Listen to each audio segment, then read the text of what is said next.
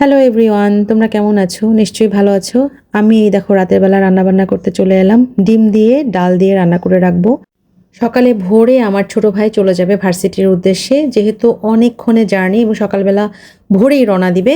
বাহিরে খাওয়ার সুযোগ নেই এবং আমি থাকতে কেন সে বাইরে খাবে? আমার বাসা থেকে অবশ্যই পেট ভরে খেয়ে যেতে হবে, তাই না? তো আমি এইজন্য আবার রিস্ক নিলাম না যে সকালে আমি উঠতে পারি না। ও যেহেতু ৭ টার মধ্যেই চলে যাবে। আমার যদি বাই চান্স উঠতে না পারি তাহলে রান্নাটা লেট হয়ে যাবে বা দিতেই পারবো না সামনে। সে কারণে রিস্ক না নিয়ে রাতে ১২ টার সময় রান্না করে রাখলাম। তারপরে দেখি সত্যিই সে বলতেছিল যে, "আমি খাবো না, খাবো না। আমি রান্না করার দরকার নেই। আমি শুধু আলু ভর্তা দিয়ে খেয়ে যাবো।" সত্যি সে আলু ভর্তা দিয়েই খেয়ে গেছে। তারপরও তো আমি বোন। আমি তো আর এটা শুধু আলু ভর্তা দিয়ে ওকে দিতে পারি না, তাই না? আমি এরকম অনেক বাসা দেখছি যে অনাত্মীয় বা আত্মীয় যেটাই হোক সকালবেলা মানে তাদের বাসা থেকে বের হওয়ার সময় ওই ধরনের কোনো আপ্যায়ন আমি পাইনি বা আমি না এরকম অনেকেও করে না।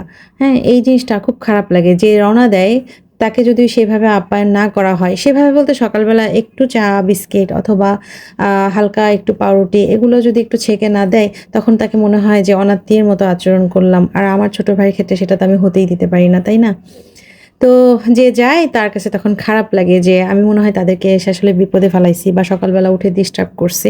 এই ফিলিংসটা দিতেও জানি কেমন লাগে। আমি এটা কখনোই করি না। আমার বাসায় অন্য গেস্ট আসলেও সকালে উঠতেও যদি কষ্ট হয় রাতে রান্না করে রাখি। তবে ব্যতিক্রম মানুষ তো অবশ্যই আছে। আমি এর থেকেও সিরিয়াস অনেক মানুষ দেখছি যারা আন্তরিকতার ব্যাপারে একেবারেই সিরিয়াস, প্রচন্ড সিরিয়াস। এরকম মানুষও প্রচুর দেখছি। এই তো দোষে গুণে মিলেই মানুষ, তাই না? এই তো আমার রান্না শেষ হয়ে গেল, গল্পও ফুরিয়ে গেল। ভালো থেকো। আল্লাহ হাফেজ।